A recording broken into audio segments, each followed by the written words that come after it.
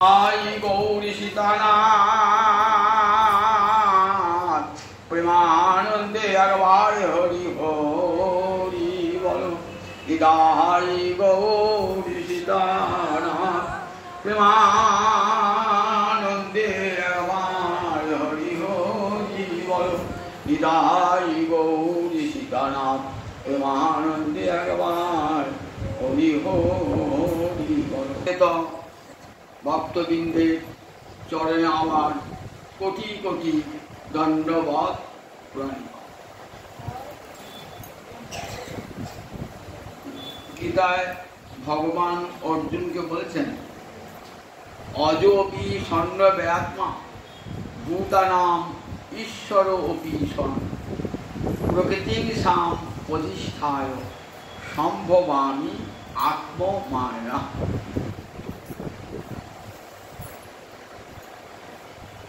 देखो अर्जुन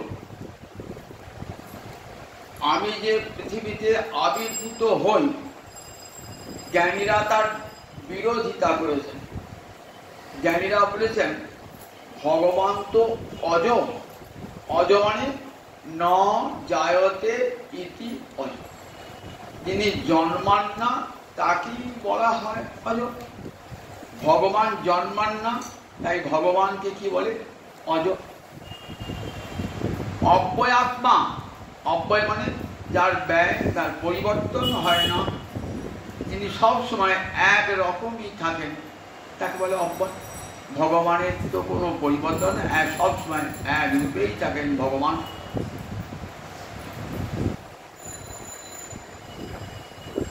आर कि बोलेन अजपि षण्डव्यात्मा भूतानाम ईश्वर और आमी तो सर्वभूतेर ईश्वर सर्वभूते समस्त जीवेर नियंता सुतरां आमार जन्म ग्रहण सम्भव नय एटाई ज्ञानीदेर मत।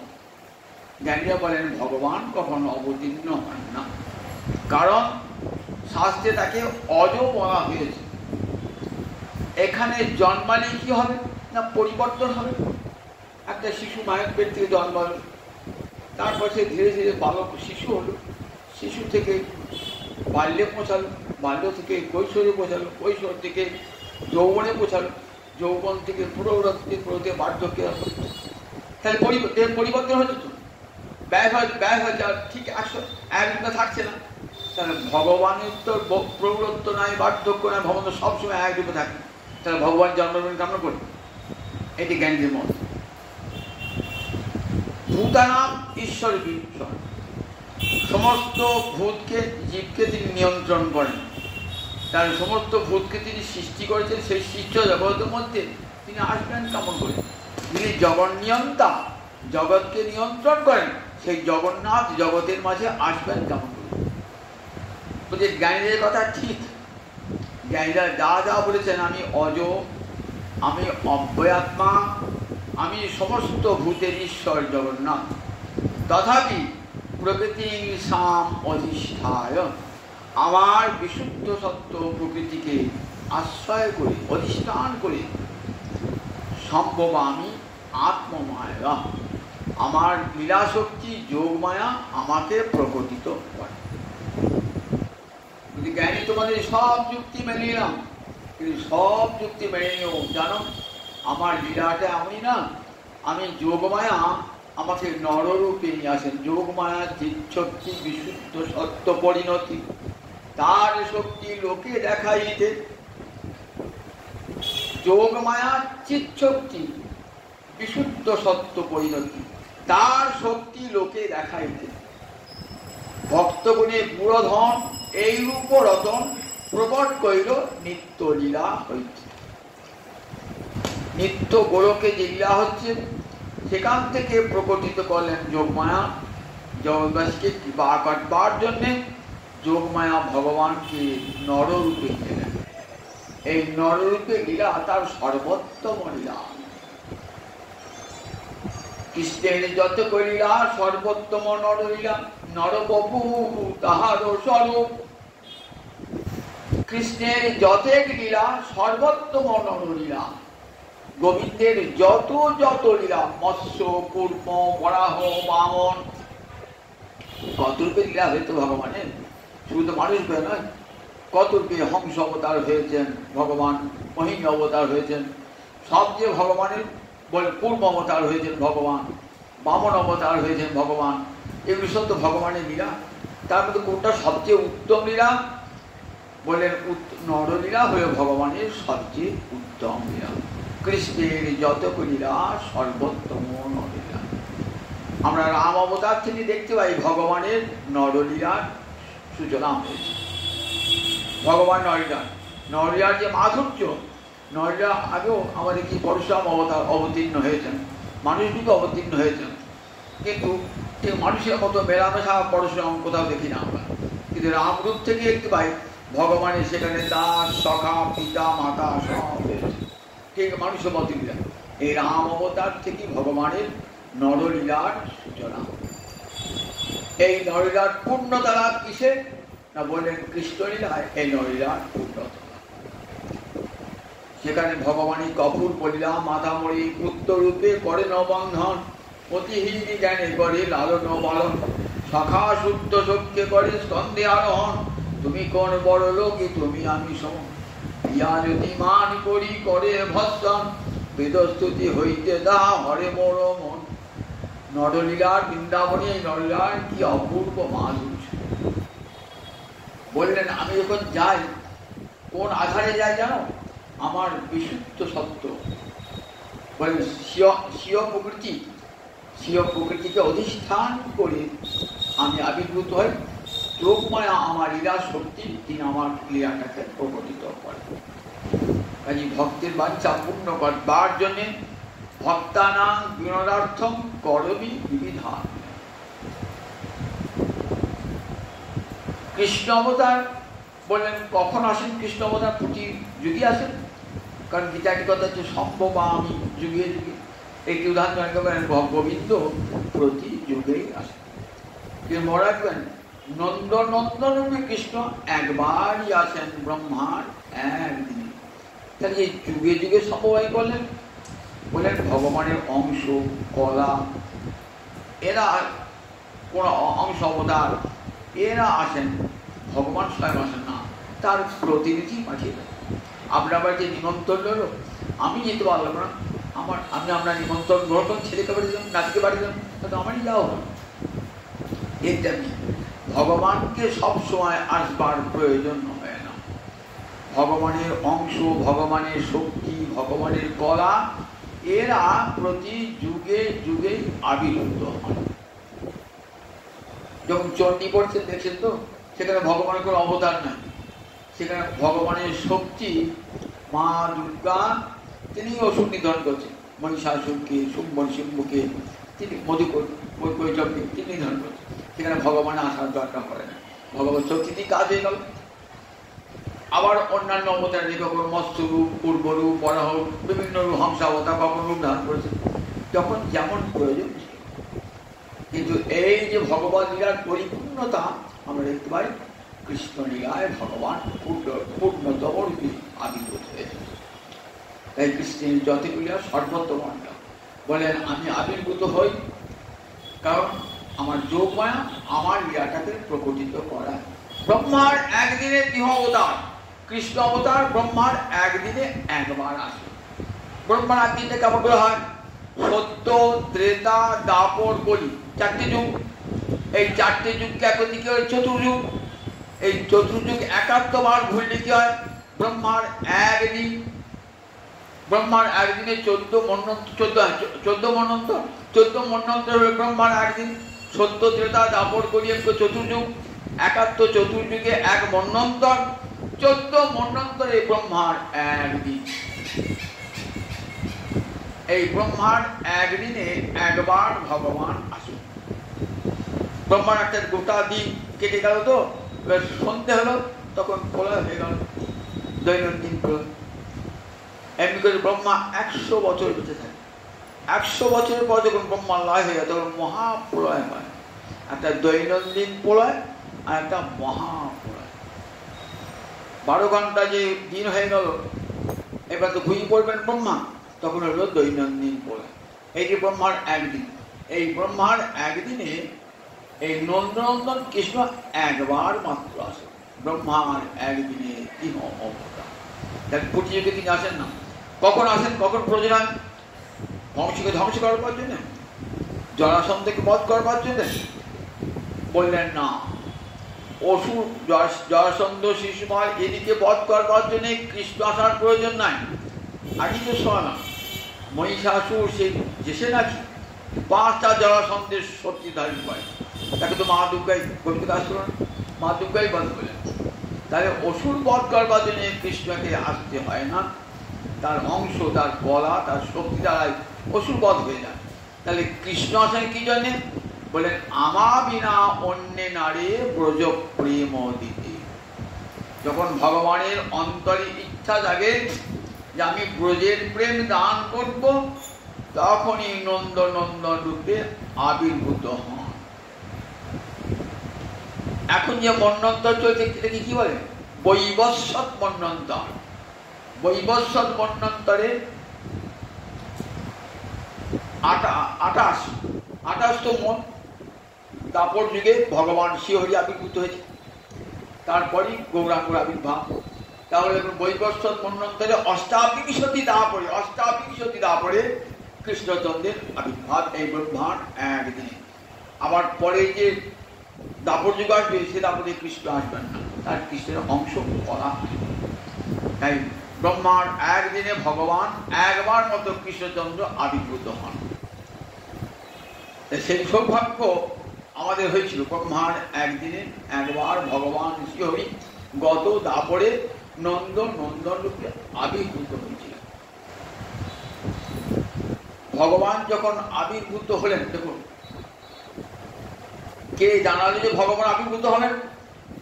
ধরিত্রী দেবী অত্যাচারিত হচ্ছেন, জরাসন্ধ বংশ, শিশুপাল এবং এদের বহু সাঙ্গপাঙ্গ গোটা ধরিত্রীকে অত্যাচারিত করে দিয়েছে।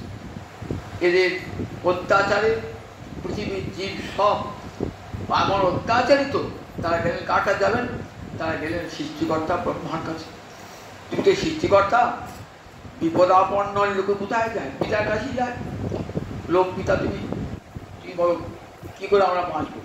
ব্রহ্মা বলেন চলো, আমি তো তোমাদেরকে বাঁচাতে পারবো না। চলো, শিবকে ডাকলেন, নারদকে ডাকলেন, ইন্দ্রকে ডাকলেন, সব এবং তাদের অনুচরকে সঙ্গে নিয়ে কোথায় গেলেন? ক্ষীর সমুদ্রের তীরে। ক্ষীর সমুদ্র কোথায় আছে? উপরে সপ্তলোক, নিচে সপ্তলোক, 14 ভূমন্ত, মাঝখানে আছেন ক্ষীর সমুদ্র। কে ক্ষীর সমুদ্রে কে থাকে? ক্ষীর সমুদ্রে থাকেন এক ভগবান, ক্ষীর সমুদ্রশায়ী ভগবান, যার কাজ হলো পৃথিবীর সমস্ত অভাব অভিযোগ শোনা এবং সেগুলি সব ভগবানকে জানিয়ে দেওয়া। মানে ক্ষীরোদশায়ী ভগবান, তার কাজই হলো অতদিন গোলকে বই টিকে যাবে, যেতে পারবে না। তাই ক্ষীর সমুদ্রের তীরে গিয়ে জানেন, ক্ষীর সমুদ্রে এমনই একদিকে উপর থেকে সপ্তলোক, নিচে সপ্তলোক, ঠিক মাঝখানে। রাজধানী হয় কোখানে? ঠিক রাজধানী দেখবেন, ঠিক দেখবেন দেশের মধ্যস্থানে হয়। সব জায়গার লোক যাতে রাজধানী যেতে পারে, ঠিক তেমনি ওটি ভগবানের রাজধানী। শ্বেতদ্বীপ বলে, ক্ষীর সমুদ্রের যে শ্বেতদ্বীপ, সেখানে ক্ষীর সমুদ্রশায়ী ভগবান আছে। সেখানে গেলেন ব্রহ্মা, কাকে নিয়ে? মহাদেবকে নিয়ে, ইন্দ্রকে নিয়ে, নারদকে নিয়ে গেলেন। গভীর ধ্যানে বসলেন। তখন ওই ক্ষীর সমুদ্রশায়ী ভগবান বললেন যে আমি শীঘ্রই, দেখো ভগবান শ্রীহরি শীঘ্রই আবির্ভূত হবেন, অংশরূপে নয়, পূর্ণতম রূপে আবির্ভূত হবেন। এবার স্বয়ং ভগবান শ্রীকৃষ্ণ আবির্ভূত হয়ে ধরার ভার হরণ করতে এবং যদু বংশে অবতীর্ণ হবে। ব্রহ্মা জানিয়ে দিলেন, তোমার দেবগণ তোমরা নিশ্চিন্ত হও, ভগবান শ্রীহরি বা স্বয়ং আসছেন, স্বয়ং ভগবান আসছেন, তাই তোমাদের কোনো চিন্তা নেই। দেবতাগণকে আশ্বাস দিলেন। মহাদেব ব্রহ্মা সব আপন আপন লোকে চলে গেলেন। ব্রহ্মা চলে গেলেন সত্যলোকে, মহাদেব চলে গেলেন কৈলাসে, দেবরাজ ইন্দ্র চলে গেলেন স্বর্গলোকে, সব চলে গেলেন। এবার ভাবলেন কবে সেই শুভ দিনটা হবে। তারপরে শুনলেন সেই শুভ দিনটি এসেছে ভাদ্র মাসে কৃষ্ণপক্ষের অষ্টমী তিথি। সেই শুভ দিনটি এসেছে, জানতে পেরেছেন কারা? বললেন ব্রহ্মাদি দেবগণ জানতে পেরেছেন। জানতে পেরে কোথায় এলেন? তখন তো বসুদেব দেবকী কংসের কারাগারে। কারাগারে কারা যায়? কয়েদিরা যায়। কারাগার মানুষ পছন্দ করেন না, সেখানে সব জেল খাটা আসামি আছে, তো সেখানে কেউ যেতেই চায় না। আর সেই কারাগারে কি এলেন দেখুন, ব্রহ্মা ভবশ্চ তত্ত্বিত মুনিভি নারদাদি সহ দেবৈ সানুচরৈ সাগম। কি গেলেন দেখুন, ব্রহ্মা ভবশ্য, ব্রহ্মা এলেন ভগবানে মহাদেব। ব্রহ্মা ভবশ্য তত্ত্বিত, সেখানে এলেন, এর তো মানে আসিয়া, তত্ত্ব মানে সেখানে আসিয়া। মুনিভি নারদাদি সহ, মুনি মানে সনক সনাতন সনন্দন সন্তমানের মুনি, দেবর্ষি নারদ, দেবই সানুচরে, তাদের আবার সঙ্গী সঙ্গ সব ইন্দ্র বরুণাদি সব নিয়ে কোথায় গেলেন? এই কংসের কারাগারে এসেছেন, যেখানে বসুদেব দেবকী কারাগারে আবদ্ধ হয়ে হাতে পায়ে শিক্ষল বাঁধে। কারাগার মহাতীর্থ হইল, স্বয়ং ভগবান জন্মাবেন কোথায় দেখুন। যে ভগবানটি আদরের ঠাকুর এলেন অত্যন্ত অনাদরে। তার জন্মাবার সময় একটা শঙ্খধ্বনি হলো না, একটা উলুধ্বনিও হলো না, কেউ জানতেও পারলেন না যে স্বয়ং ভগবান পৃথিবীতে আসছেন। যিনি পৃথিবীকে আলো দিতে আসছেন তিনি এলেন অন্ধকারের দিনে। আদরের ঠাকুর এলেন ভাদরে, অনাদরে বাদরে এলেন। আদরের ঠাকুরটি দেখুন কেমন, যিনি পৃথিবীকে আলো দেবেন তিনি এলেন অন্ধকার রাতে। কেউ জানতেই পারলেন না যে ভগবান শ্রীহরি এসেছেন। দেবতারা কিন্তু জেনেছেন। এসে তারা ওই কারাগার আলোকিত করে কি করছেন? তারা বলেন গিরভি, তারা মধুর বাক্যের দ্বারা কি করলেন? বৃষণম, অর্থাৎ সমস্ত কামনা বর্ষণকারী গোবিন্দকে কি করলেন? ওই দয়ান স্তব করে তুষ্ট করলেন ভগবান। ব্রহ্মা, শিব, নারদ, সনকাদি মুনিগণ, ইন্দ্রাদি দেবগণ সবাই এসেছেন কংসের কারাগার আলোকিত করে। কেউ জানতে পারলেন না যা দেবতারা এলেন। দেবতারা এসে দেবকীর গর্ভকে বন্দনা করছে। দেবকী গর্ভকে ব্রহ্মা ভাবছেন কবে সেই শুভ দিনটা হবে। যখন শুনলেন ভগবান আসবেন, মনটা আনন্দে ভরে উঠল। বৃষণম মানে বর্ষণকালী। সারা জ্যৈষ্ঠ মাস খরা গিয়েছে, চাষি ধানের বীজ পুঁতেছে, কিন্তু একটুও জল নাই, এক ফোঁটাও জল নাই। চাষি কোথায় তাকিয়ে থাকে? মেঘের পানে, কখন মেঘ থেকে বৃষ্টি হবে, আমার শস্যগুলো বাঁচবে। তাই ব্রহ্মা জীব শস্য লাগিয়েছেন, জীব শস্য লাগিয়েছেন। কোটি কোটি জীব, তারা তো মরে শুকিয়ে যাবে, কি করে তারা পুড়ছে? তারা ত্রিতাপনলে, আধ্যাত্মিক, আদিদৈবিক, আদিভৌতিক। এই ত্রিতাপনলে জ্যৈষ্ঠ মাসের মতন তাপ, এই তাপে তারা দগ্ধপ্রায়। কি করে বাঁচবেন? একদিকে কংসের অত্যাচার, জরাসন্ধের অত্যাচার, শিশুপালের অত্যাচার, নরকাসুরের অত্যাচার, কত অত্যাচার, কত তাদের সাঙ্গপাঙ্গ রাজা, তাদের অত্যাচার। সেই অত্যাচারে দেবগণ পর্যন্ত অতিষ্ঠ হয়ে ওঠে। এদের অত্যাচারটা কোথায় গিয়ে বুঝে দেখুন, শুধু এই মর্তে নয়, একবারে দেবতাগণকে সর্বছাড়া পরিণত করেছে এরা। দেবতাগণকে, দেবতাগণ ভয়ে লুকিয়ে লুকিয়ে বেড়ান। কবে এই অত্যাচারের শেষ হবে? কবে সেই শুভ দিন হবে? কবে ভগবান শ্রীহরি এসে এই দুষ্টের দমন সৃষ্টির পালন করবেন? আকুল হয়েছে। তাই বর্ষা জ্যৈষ্ঠের দাবদাহে যখন সমস্ত বীজ শুকিয়ে যায়, তখন তাকিয়ে থাকে তার দিকে, মেঘের দিকে, যে মেঘ যদি এক ফোঁটা বাজি বর্ষণ করে তাহলে আমার শস্যগুলো হয়। কৃষ্ণ নব জলধর জগৎ শস্য উপর বরিশহে লীলামৃত ধার। চৈতন্য চৈতামৃত কবিরাজ গোস্বামী লিখেছেন, কৃষ্ণ নব জলধর জগৎ শস্য উপর বরিশহে লীলামৃত ধার। জগৎ শস্য, তার জগতে কত জীব জন্তু প্রাণী মানুষ রয়েছেন, তো এই যেন ব্রহ্মার সৃষ্ট সব, ব্রহ্মা সব বীজ পুঁতেছেন।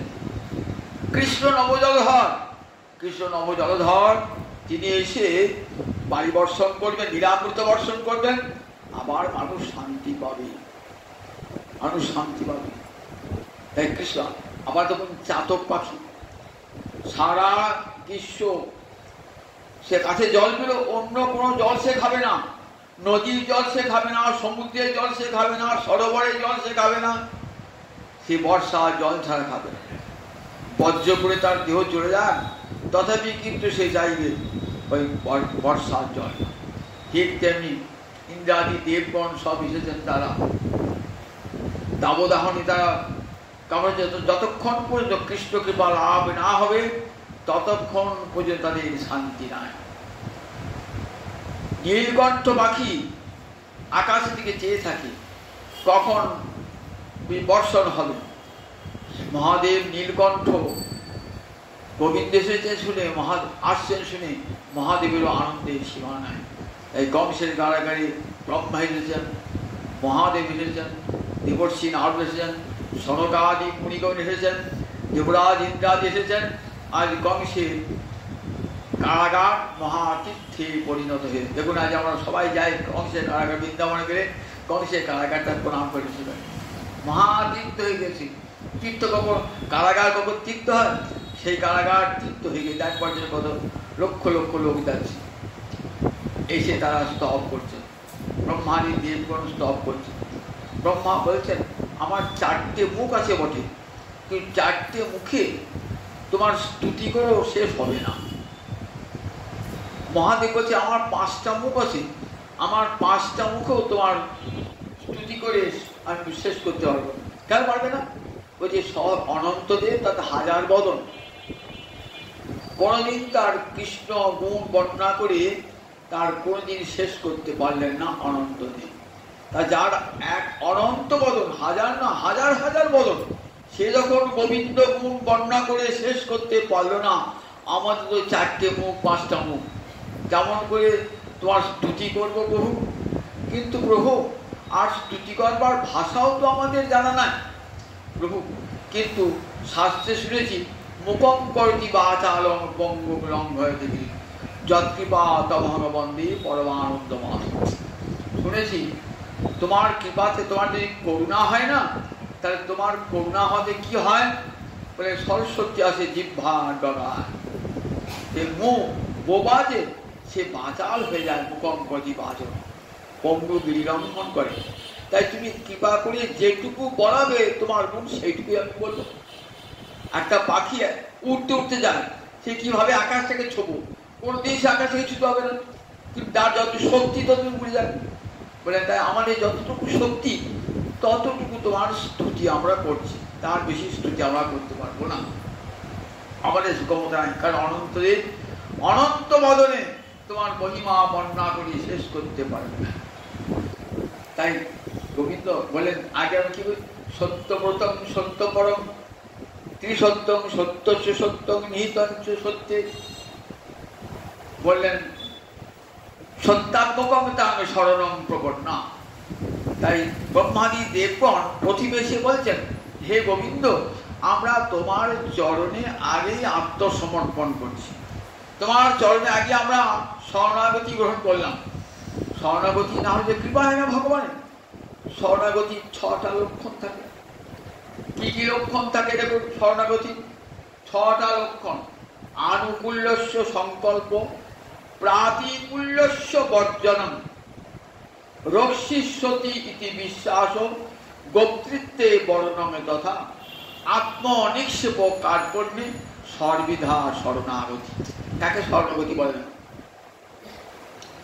6টা লক্ষণ শরণাগতি। প্রথম লক্ষণটা কি বললেন? লক্ষণটা আনুকূল্যস্য সংকল্প, আর্য মানে যা গোবিন্দের প্রতিকারক, আমি সেটি ছাড়া আর কিছুই করব না। যদি কেউ প্রতিকূল আচরণ করে তাকে বর্জন করতে আমার বিন্দুমাত্র দ্বিধা হবে না।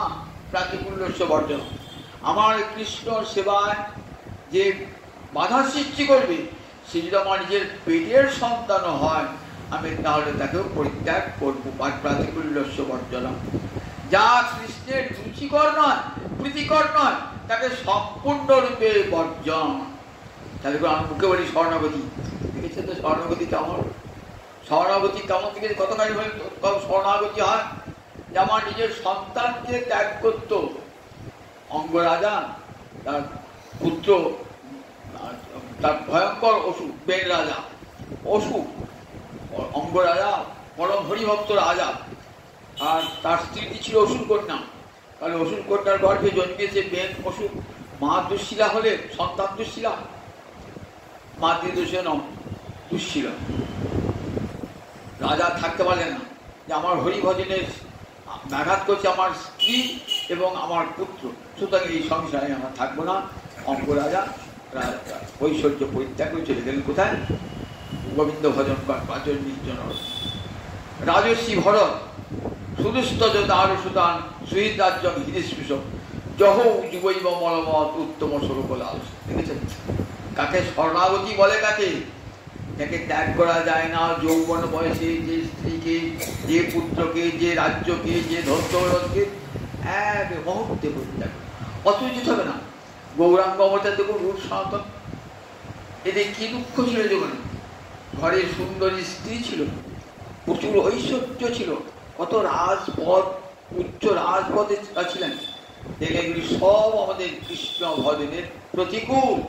এগুলি যতক্ষণ থাকবে ততক্ষণ পর্যন্ত কৃষ্ণ ভজন হবে না। আরাম করে খাটের উপর শুয়ে থেকে ভগবত ভজন করে হয় না, ভালো মন্দ খেয়ে কখনো ভগবত ভজন হয় না। দেখুন সব এগুলি সব কৃষ্ণ সেবার প্রতিকূল বলে পরিত্যাগ করছে। আর আমরা খাটের বসে ভালো মন্দ খেয়ে আমি গোবিন্দ চরণে শরণাগত বলি। কতখানি ভণ্ডামি বুঝে দেখবেন, কতখানি ভণ্ডামি। কোন কোটি কোটি জন্ম এই ভজনে গোবিন্দ পাওয়া যায় না। এক মুহূর্তে যিনি মৌহকে দর্শন করলেন, এক মুহূর্তে সর্বস্ব ত্যাগ করে রূপ সনাতন চলে গেলেন কোথায়? বৃন্দাবন। কেমন ভাবে রয়েছেন বলতে পারি? গাছ তলায় রয়েছেন, এক এক বৃক্ষের তলে এক এক কৃষ্ণ। ভজন জগতের কতখানি উচ্চ আদর্শ জগৎ পেয়েছেন। জগৎ দেখুন আর কোনো ধর্মে এখন এমন উচ্চ আদর্শ আছে? যে সনাতন রাজমন্ত্রী বিদ্যালয়ে পণ্ডিত তার গ্রন্থ পড়বেন, গ্রন্থ লিখছেন কি করে? কাঠ জ্বালিয়ে, তাল পাতা শুকিয়ে, ভূর্য পাতা শুকিয়ে মশায় খাচ্ছে আর গ্রন্থ লিখছে। আমার দানে জগৎকে ধন্য করে গেলেন, তার গ্রন্থ আমরা পড়তে। লাইটও ছিল না, মাথার উপর ফ্যানও ঘরে নাই, প্রদীপ খাটের বসে লেখেন নাই, কোথায় বন জঙ্গলে বসে আছেন, মশায় খাচ্ছে, কাঠ জ্বালাচ্ছেন আর কলম দিয়ে লিখছেন, তাল পাতের উপর লিখছেন। কতখানি আনুকূল্য সুসংকল্প প্রাতিকূল্যস্য বিবর্জন সর্বত ভাগ। স্ত্রী পুত্র তাদেরকে সব পরিত্যাগ করতে, এটা থাকলে আমার কৃষ্ণ ভজন হবে। রক্ষী সত্যির বিশ্বাস, দৃঢ় বিশ্বাস, গোবিন্দ আমাকে রক্ষা করবেন। নির্জন বনে রয়েছে না বৃন্দাবন, তখন তো একবারে সাপন সম্পদ, সেখানে সব সিংহবাগ থাকে। আমাদের কাটোয়াতে সিংহবাগ থাকতো, তাহলে বৃন্দাবন বৃন্দাবনের সিংহবাগ থাকতো, মাথা হাতি থাকতো, বড় বড় সাপ ঘুরে বেড়াতো। সেখানে শুয়ে আছেন, গাছতলায় শুয়ে আছেন, যেগুলো তো সব ধ্বংস ভয় করছি। আমাকে রাখবার দ্বারা কবিতে রাখবেন, সাপে কাটলে মরবো, বাড়ি খেলে মরবো। ভজন রঘুনাথ দাস বসে ভজন করছেন তো রাধাকুণ্ডের দিকে। তখন তো রাধাকুণ্ড মন্দানো ঘাটও নেয়, কিছুই নেই, পাশে কোনো ভালো মন্দিরও নেয়, কিছুই নেই। মাটির উপরে বসে ভজন করতেন। একটা বাঘ হাঁ করে এসে জল খেতে, সমুদ্র গোস্বামী পা দেখলি একটা বাঘ, ওই বাবা এখনই খেয়ে যায় অবস্থা। দেখলেন, দেখে বললেন দেখো তুমি ভজন সাধন করছো তো, বাঘের কথা বললেন না, সাধন তাহলে শুনতে রঘুনাথ দাসকে বাঘে খায় খাবে, দেখতেই পার নাই বাঘটাকে। বলে দেখো তুমি নির্জনে ভজন করো, প্রকাশ্যে ভজন না করে নির্জনে ভজন, এই বলে বলেন। তাহলে রঘুনাথ যাবে, কুড়ে ঘর তৈরি করেন, সেখানে রঘুনাথ কুড়ে ঘরে বসে রাধাকুণ্ডে ছিল ভজন করতেন। তা দেখুন সেখানে বৃন্দাবনে কিরকম দেখুন, চারিদিকে বাঘ সিংহ হাতি ঘুরে বেড়াচ্ছে আর সেইখানে ভজন করছে। লোকনাথ গোস্বামী শুয়ে আছে রাধার গাছে, শিকড়ে মাথা দিয়ে শুয়ে আছে, আর গলাতে ছুপটি করে রাধা বিনোদ বিগ্রহ আছে। এখানে দু চারটি ফলমূল যা পেলেন মাথা পেলেন রাধা বিনোদ খাওয়াচ্ছে, তিনি খাচ্ছে। কেমন ভজন দেখুন একবার। সব স্ত্রী পুত্র পিতা মাতা সব ছিল সংসারে, সংসারে সব সুখ ছিল। কি ধারণা প্রয়োজন ছিল? সংসার বেশি তো ভজন করতে পারতেন। দেখলেন এগুলো সব প্রতিকূল, কৃষ্ণ সেবার অনুকূল নয়, সর্বস্ব ত্যাগ করে। আমার দৃঢ় বিশ্বাস আমাকে সাপে খাবে কেন? আমার যদি গোবিন্দ মাছে আমার এই দেহটা যেহেতু গোবিন্দ চরণে সমর্পিত, গোবিন্দ চরণে যখন সমর্পিত হব তখন দেহটার ভার তো গোবিন্দের। ছেলে শিশু মায়ের বলে শুয়ে আছে, তার তো কোনো ভার না। সে সাপ আসুক আর হাতি আসুক আর বাঘি আসুক, সে তো নিশ্চিত মায়ের বলে সে শুয়ে আছে, তার কোনো ভয় নেই। মশা আসুক মাছি আসুক সাপ আসুক বিছে আসুক মা তার হবে। ঠিক তেমনি এবার শিশুর মতন শরণাগত সব বললেন আনুকূল্য সংকল্প প্রাতিকূল্য রক্ষী সত্যি বিশ্বাস ভক্তি দেব বর্ণদাতা। তিনি জগতে একমাত্র গোপ্তা রক্ষাকর্তা, তিনি ছাড়া জগতের আর কেউ রক্ষাকর্তা নাই। এই অন্তরে দৃঢ় বিশ্বাস থাকবে যারা শরণাগত। আর আত্মনিক্ষেপ, আমার এই দেহ মন প্রাণ প্রভু সব তোমারই দেওয়া, তোমার চরণে আমি অর্পণ করে দিলাম। আর আমি প্রভু তোমার কৃপার পাত্র, কৃপার চোখে দেবো আমাকে। আমি ধনী মানি কুড়ি পণ্ডিত কিছুই নয়, উচ্চ বংশজাত কিছুই নাই প্রভু, আমি তোমার কৃপার পাত্র, আমাকে ওই কৃপার পাত্র দেবো। আমার সাধন ভজন জ্ঞান কিছুই নাই, আমি তোমার কৃপা করব। এই ছটা গুণ তাই নাকি বলে শরণাগত। এ ব্রহ্মারী দেবগণ কে বলছেন? সত্যাত্মকং তাং শরণং প্রপন্ন। আমরা আগে তোমার শ্রীচরণে শরণাগত হলাম, তুমি কৃপা করে মুখে যে ভাষা দেবে সেই ভাষাতেই তোমার স্তুতি করব। সত্যব্রত 8টা বিশেষণ দিয়েছেন। সত্যব্রত মানে সত্যই তোমার ব্রত। কি হবে সত্যব্রত? আপনি যখন ব্রত করেন না, তা ব্রতটা যাতে লঙ্ঘন না হয়, একাদশী করছে তো একাদশী লঙ্ঘন হয় যে কোনো উপায় আমি যারা অন্নাদি গ্রহণ করে না ফেলি, যে কোনো ব্রতই করুন, বিপত্তা নিবত করলেন অমুক করে যে কোনো ব্রত করলেন সে নিষ্ঠার সঙ্গে করেন তো অপতিত হবে, ব্রত লঙ্ঘিত না হয়। ভগবানের বললেন সত্যই তোমার ব্রত, সত্যব্রত। কিরকম সত্যব্রত? বলে ভগবান একটা ব্রত আছে, কিরকম ব্রত জানো? ভগবান বলছেন এরকম রাম অবতারে ভগবান বলছেন হনুমানকে শুনিয়ে, যখন বিভীষণ আশ্রয় নিতে এসছে না, বিভীষণ রাবণ তো পদাঘাত করে তাড়ি দিল বিভীষণকে, রামচরণে আশ্রয় নিয়েছে। হনুমান তখন সুগ্রীব বলছেন প্রভু ও শত্রু, বিশ্বাস করা যায় না, কখন আশ্রয় দেবেন না। হনুমানের দিকে তাকিয়ে আছেন। ভদ্রাজ হনুমান কি বলে? হনুমান বলছেন প্রভু তোমার ব্রতটা মনে আছে? কি ব্রত? সকৃদবি প্রপন্ন স্তবাস্তি যাচতি অভয়ং সর্বদা তস্मै দদাম্যে তদ্ব্রতম। সকৃত অপি প্রপন্ন, একবার যদি কেউ মুখে বলে গোবিন্দ আমি তোমার চরণে শরণাগত, সকৃত একবার, অভয়ং সর্বদা তস্मै, আমি তাকে অভয় দান করি, এটা আমার। ভগবানের কিন্তু এই ব্রত থেকে এক মুহূর্ত নড়েন না, এক মুহূর্ত পৃথিবী নড়ে গেলেও ভগবান নড়বেন না। ভগবান ভক্তকে যদি একবার ভক্ত গোবিন্দ চরণে আশ্রয় গ্রহণ করেন, তাকে তিনি রক্ষা করবেনই করবেন। যখন ইন্দ্র বায়ু বর্ষণ করছেন, প্রচন্ড ঝড় প্রচন্ড বিদ্যুৎ বজ্রপাত হচ্ছে বৃন্দাবনের উপরে, সব ব্রজবাসী এসেছেন বাঁচাও পুরো বাঁচাও বলে, কোনো চিন্তা নাই, আমার প্রতিজ্ঞায় আছে। কি প্রতিজ্ঞা? আমার ভক্তকে আমি সর্বতোভাবে রক্ষা করব। আমি গীতায় অর্জুনকে এই প্রতিজ্ঞা বাণী শুনেছি, জানো অর্জুন, নমে ভক্ত পুনশ্চন্তি, নমে ভক্ত পুনশ্চন্তি, আমার ভক্তের কখনো বিনাশ হয় না, আমি তাকে সর্বতোভাবে রক্ষা করি। তেষামহং সমুদ্ধর্তা মৃত্যু সংসার ও সাগরা। দ্বাদশ অধ্যায় বলছেন মৃত্যুরূপ সংসার সাগর হচ্ছে আমি তাকে উদ্ধার করি। এই বিশ্বাস ভক্তের অন্তরে দৃঢ় থাকে। আর ভগবানের এই যে ব্রত, সত্য ব্রত, তুমি এসেছে প্রভু, কথা দিয়েছিলে যে আমি শীঘ্র যাবো, তোমাদেরকে রক্ষা করব। তাই দেখছি সত্য সংকল্প প্রভু, তুমি এসেছো। ভগবান তুমি বিরাট এসেছো। কোথায় এসেছো? দেবকীর গর্ভে এসেছো প্রভু। তো আমাদের চরম বিপদের দিনে তুমি এসেছো, লুকিয়ে অন্ধকারে এসেছো আমাদেরকে রক্ষা কর পাবে। সত্য বড় প্রভু, তোমাকে পাওয়ার একমাত্র উপায় হলো সত্য। মিথ্যা দিয়ে তোমাকে পাওয়া যাবে না। আমরা ঘর বাড়ি সংসার যা মিথ্যা, তারপর তাকে সত্য বলে যে ভজন করি, তো এই ভজনে কোনদিন গোবিন্দকে পাওয়া যাবে না।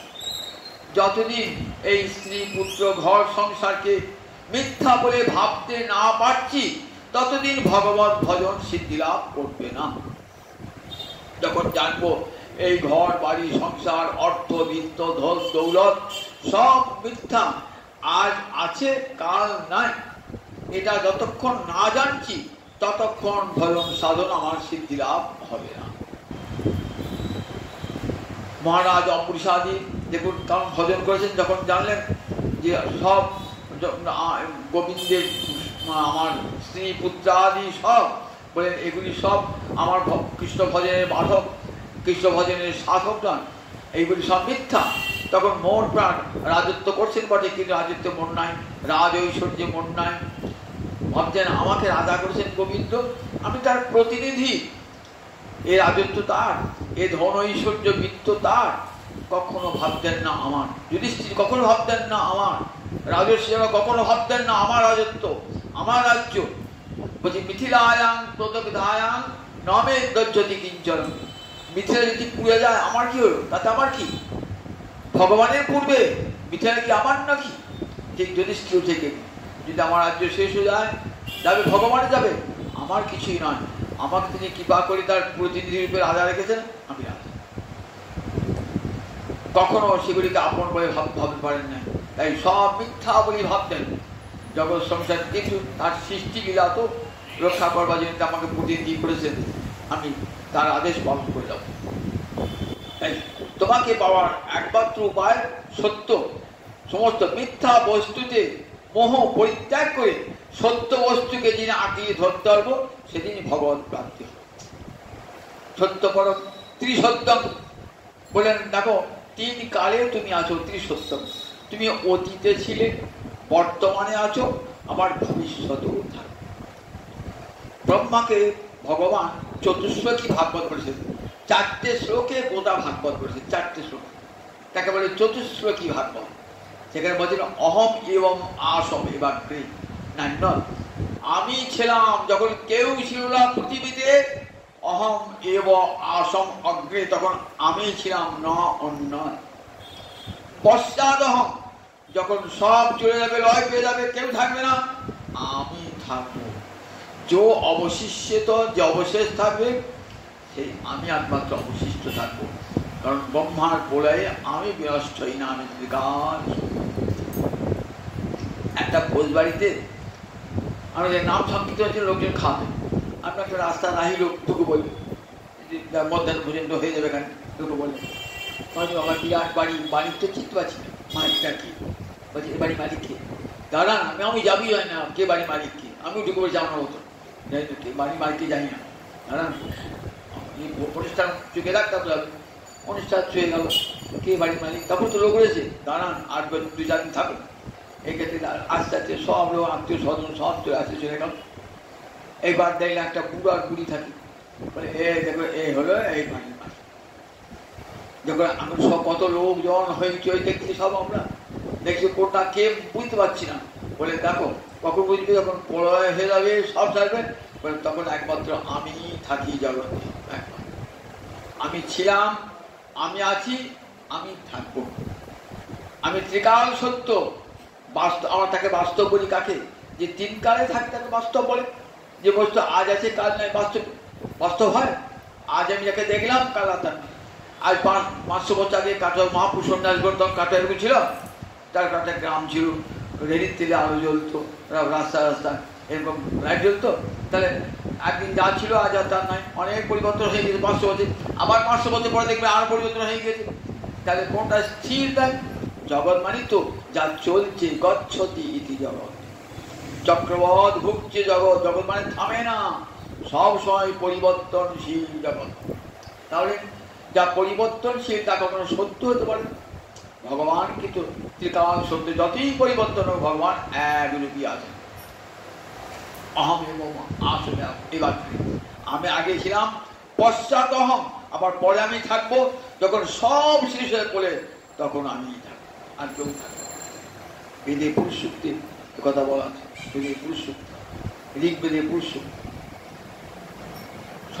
সত্যগতং সত্যপরম ত্রিসত্যং সত্যস্য সত্যং নিহিতং সত্যে। আবার সত্যস্য, এখানে সত্য মানে সৎ আর তৎ, এই দুটো সমাজবদ্ধ করে সত্য হয়েছে। এটা দন্তস্বর তয় বলা না, দন্তস্বর তয়ে তয়ে জফলা।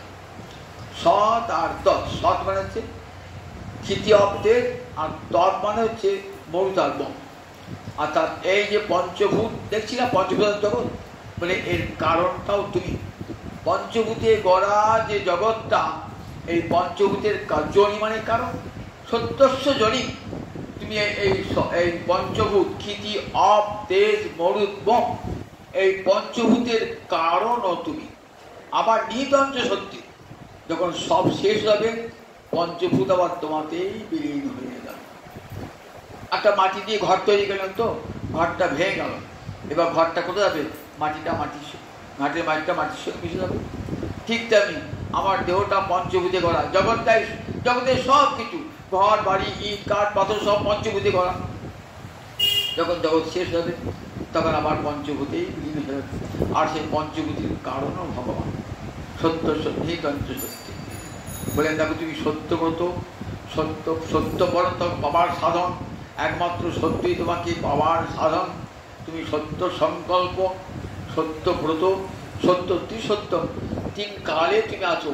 তুমি অতীতেও ছিলে, আজও আছো, ভবিষ্যৎ। যখন অর্জুন জিজ্ঞাসা করলেন গীতার চরিত্র অধ্যায়, ভগবান হচ্ছে আমি সূর্যকে বলেছিলাম, সূর্য আবার মনুকে বলেছিল, মনু বলেছে ইক্ষাকুকে। বলছি এই তো তুমি তো আমার সঙ্গে জন্মেছো, একই বয়সী তো আমরা, তুমি কি করে সূর্যকে বললেন? বললে দেখো অর্জুন, তুমি আর আমি বহুবার জন্মিয়েছি, তোমার সেসব কথা মনে নাই, আমার কিন্তু মনে আছে। জানো, আমি বারবার পৃথিবীতে আসি এবং সব কথাই আমার মনে থাকে, তোমার মনে নাই। বহু দিনে ব্যতীত আনি জন্মানি, আমার বহু জন্ম চলছে, যুগে যুগে বহুবার আমি আবির্ভূত হয়েছি। যখন যেমন যুগের প্রয়োজন তেমনি আবির্ভূত হয়েছি। সত্যস্য জনি সত্যাত্মকম, তার প্রকটটা বলেন। তার সত্য যার আত্মা, তাকে বলে সত্যাত্মক।